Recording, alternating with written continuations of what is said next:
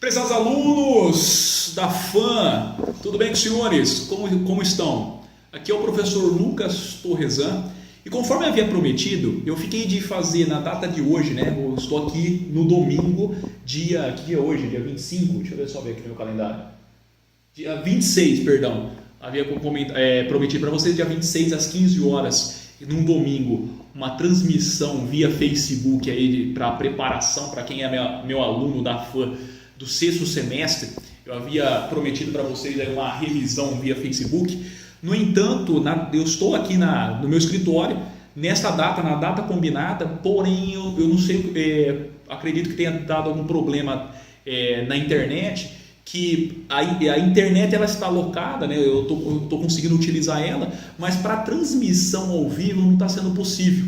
Então, em razão disso, para que não possa descumprir aquilo que eu combinei com os senhores, e não só isso, os senhores possam ser prejudicados, eu estou fazendo aqui não ao vivo, eu estou gravando essa aula, já que eu não consegui fazer a transmissão, estou gravando para ajudá-los, né? Então eu estou gravando essa aula aqui, vou ficar disponível para os senhores podem acessar quantas vezes acharem necessário, para que vocês possam ser preparados, possam ir tranquilo para essa prova, porque quem foi aluno meu tem por certo que os senhores irão aí ter bom êxito, vão ter sucesso nessa prova, não há o que temer, pois aquele que estudou e se preparou, não há o que temer, mas sim colher os frutos de todo o esforço realizado, né, pessoal? Então é o seguinte, vamos sem maiores delongas, deixa eu revisar isso. É lógico que uma aula de revisão como a de hoje, ela não isenta, né, vocês de estudarem também o material. Eu disponibilizei para vocês aí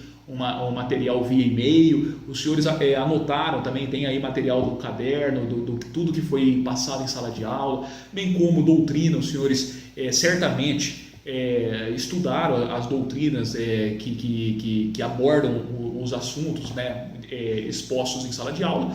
Isso não isenta vocês de se prepararem via esses materiais. Isso aqui é uma aula de revisão para alguns lembretes, alguma coisa que talvez não ficou tão clara, possa aqui ser sanada e ser assim esclarecido para que vocês obtenham um resultado aí satisfatório.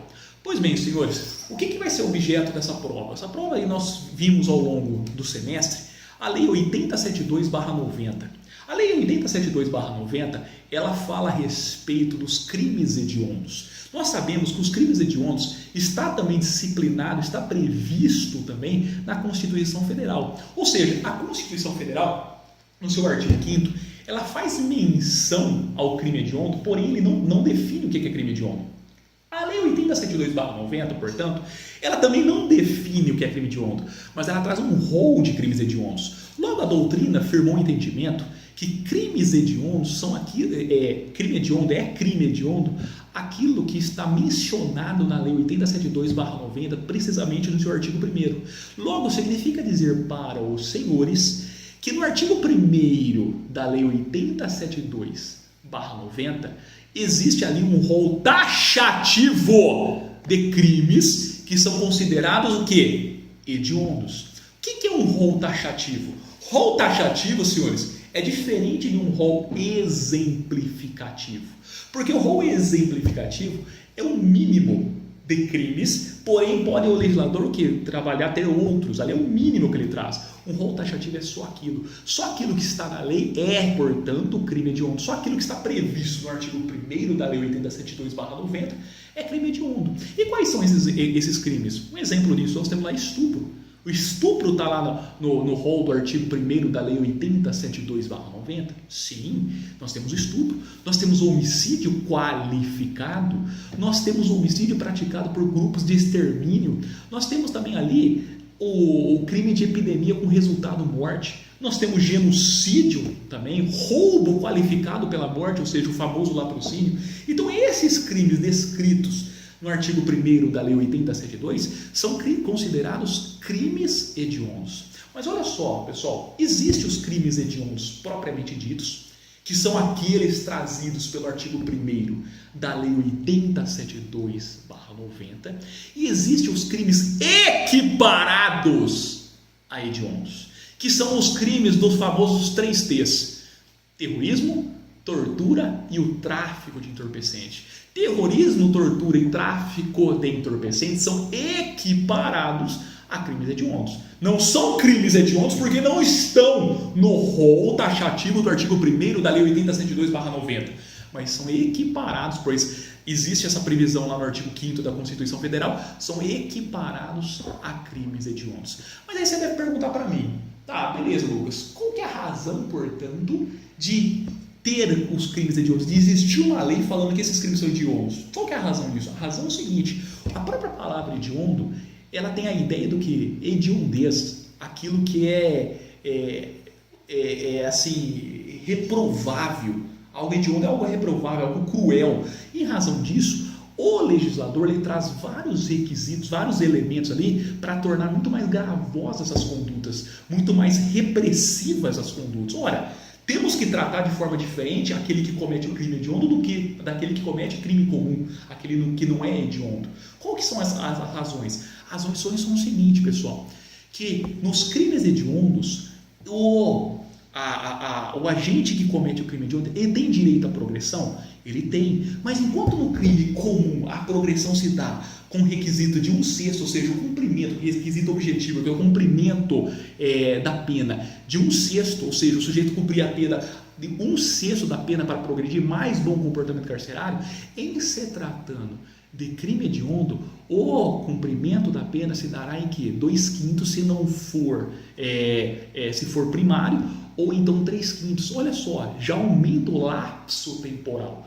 Enquanto no crime comum, repito, nós estamos falando de 1/6 para cumprimento da pena e assim sendo progredir de regime e sair de um regime gravoso para um menos gravoso, no crime hediondo, esse requisito se dá o quê? 2/5 se tratando de réu primário e 3/5 se tratando do quê? De reincidente. Fora isso, olha que interessante, nos crimes hediondos, como a lei fala que é só aquilo que está previsto no artigo 1º, ou melhor, a doutrina fala que é só aquilo que está previsto no artigo 1º da Lei 80.102/90, por não existir previsão ali do homicídio qualificado privilegiado no artigo 1º da Lei 80.102/90, logo a conclusão que se dá é o quê? Que o homicídio qualificado privilegiado não é hediondo. Fora isso, também há que se observar não só a progressão, mas aquilo que tange ao regime inicial para fixar o regime inicial de cumprimento de pena, deve-se observar também os critérios do artigo 33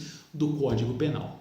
Beleza, pessoal? Então, o que a gente tinha falado de forma rápida, sucinta, para que vocês não se percam a respeito da Lei 80.102/90, que é um dos crimes hediondos, é que progressão pode progredir sim, pode progredir desde que tenha o quê? Requisito 2/5 se tratando o quê? De réu primário e 3/5 se tratando o quê? Réu reincidente. Não obstante a isso, livramento condicional. O livramento condicional se dá pelo cumprimento de 2/3 da pena. Perfeito? E o que é crimes hediondos? Aquilo que está descrito no artigo 1º da Lei 80.102/90. Tráfico ilícito de entorpecente, tortura e terrorismo são equiparados a crimes hediondos. Não são crimes hediondos, mas são equiparados a crimes hediondos. Não obstante a isso, nós vimos também na aula passada a respeito de contravenções penais, a lei de contravenções penais. Ou seja, crime é uma coisa, contravenção é outra. Dos seus aspectos estruturais, tanto o crime quanto a contravenção são que violações a uma norma. Pois bem, ou seja, o sujeito, quando ele viola uma norma, ele pode praticar crime como pode praticar contravenção. Tanto um quanto o outro é uma violação à norma. Mas, nas palavras de Nelson Gria, contravenção penal é um crime anão. Por que um crime anão, senhores?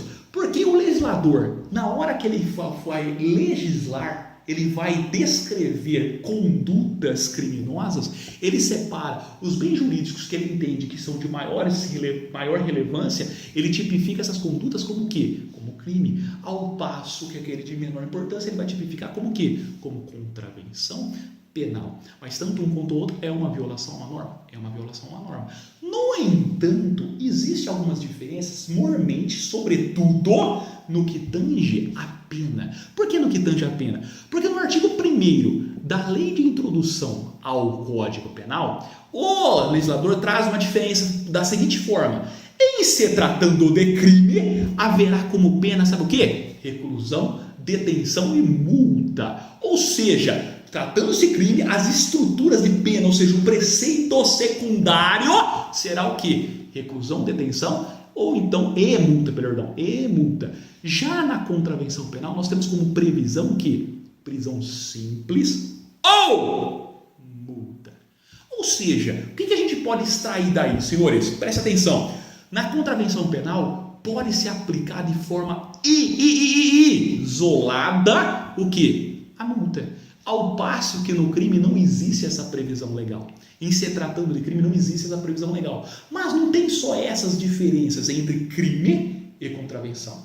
Olha só, a duração máxima de cumprimento de pena em se tratando de crime, diz o artigo 75 do Código Penal, toma nota, artigo 75 do Código Penal, fala que a duração máxima de cumprimento da pena se dará em 30 anos. Ao passo que, em se tratando de contravenção penal, à luz do artigo 10 das contravenções penais, o máximo da pena se dará em quê? Em 5 anos. Não obstante a isso, no que tange a ação penal, ou seja, o que é ação penal? É o direito de exigir do Estado juiz que aplique a jurisdição. Por que exigir do Estado juiz que aplique a jurisdição? Exigir do juiz que aplique, que de fato faça a tutela jurisdicional. Porque é o seguinte, existe um princípio dentro da ação penal, ou melhor, dentro da jurisdição, que é o princípio da inércia. O juiz só pode aplicar a jurisdição, só pode de fato julgar na medida que ele é provocado para isso. E como que ele é provocado? Através da ação penal. Só que quando a gente fala de ação penal, pessoal, a ação penal ela se divide em quê? Em pública e privada. Lembrando que na ação penal pública, quem que é o titular? O titular da ação penal pública é o Ministério Público. Ao passo que o titular da ação penal privada é o querelante. Ou seja, em se tratando de crime, a ação penal pode ser tanto de iniciativa pública, pode ser tanto pública de iniciativa, portanto, do Ministério Público, ou privada.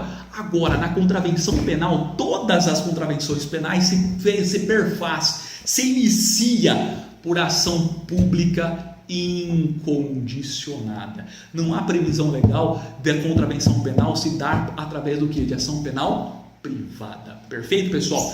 E no que tange o aspecto psíquico, ou seja, no crime nós temos o que? O dolo e a culpa. Lembrando que dolo está lá no artigo 18, inciso 1, que dolo é o que? A vontade e a consciência de praticar o crime. Portanto, a gente está falando de dolo direto. E em se tratando de dolo direto, foi adotada a teoria da vontade, ou seja, a vontade do sujeito de praticar o crime.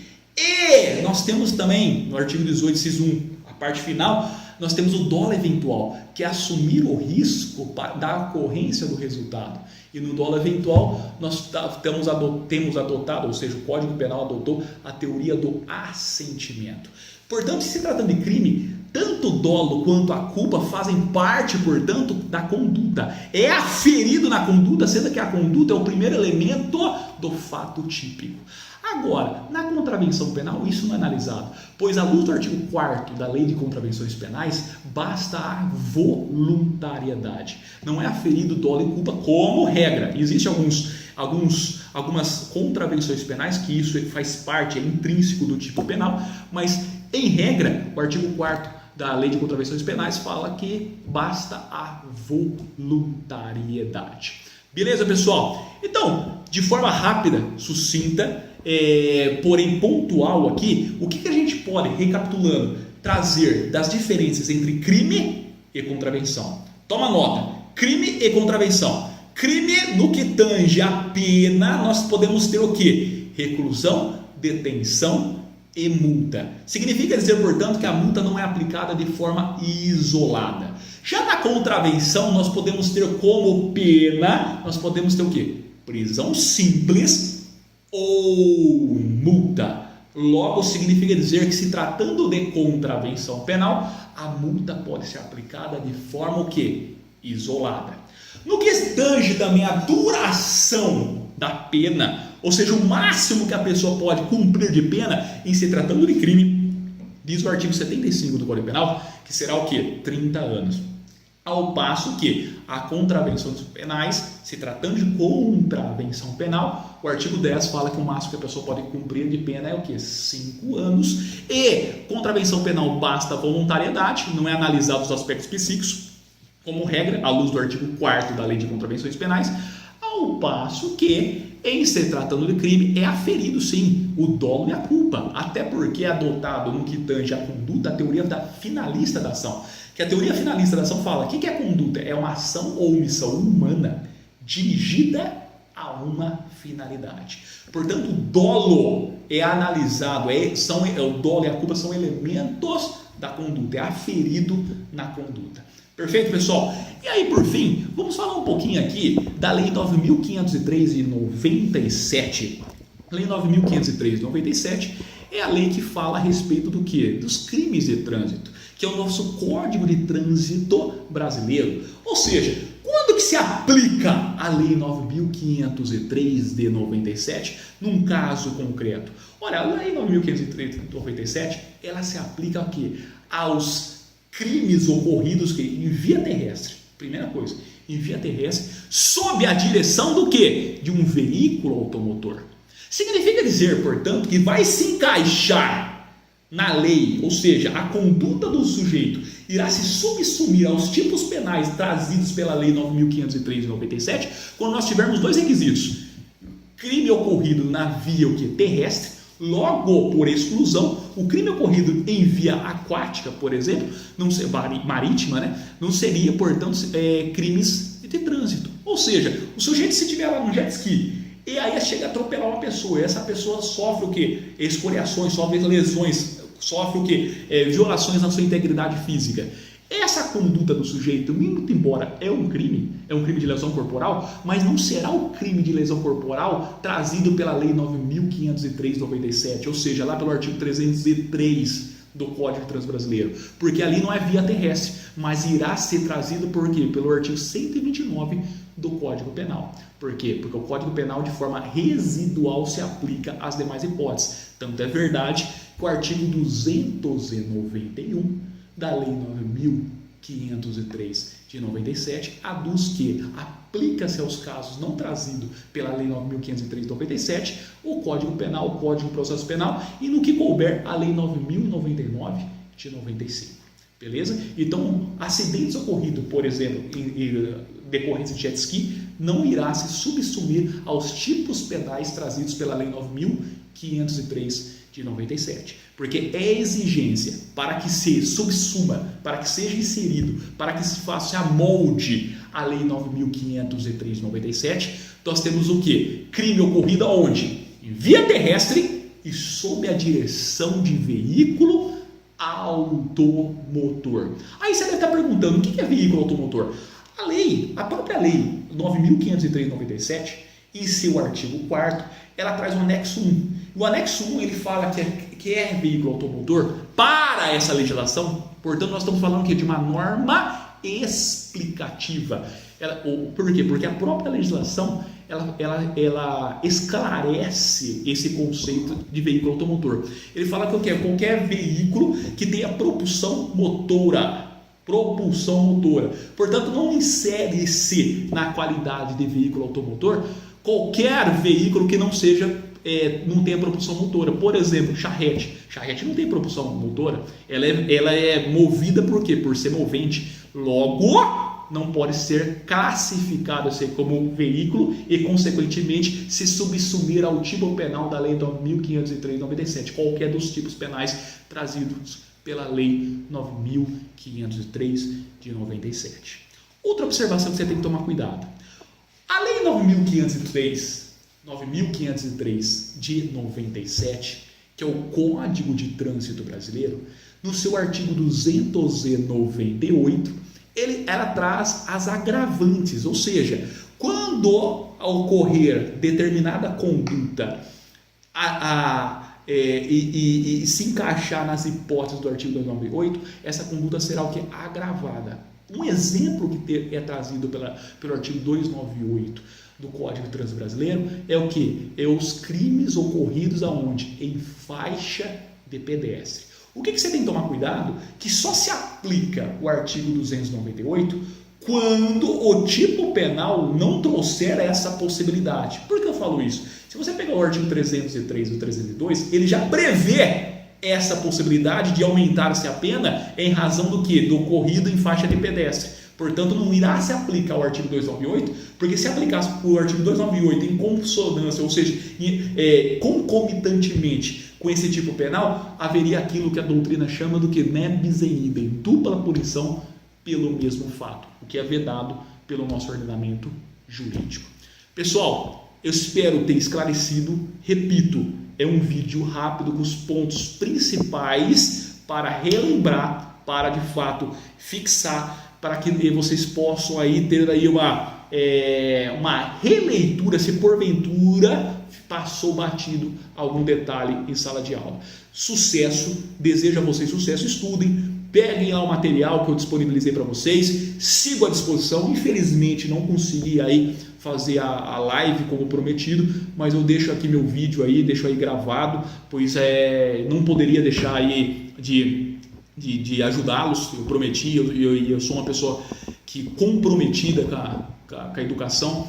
Então eu sigo à disposição para vocês. Se porventura surgir alguma dúvida, pode me mandar e-mail aí, estou à disposição para ajudá-los. Sucesso e vamos junto, porque a aprovação é certa. Estou postando em vocês. Forte abraço e até mais. Tchau, tchau.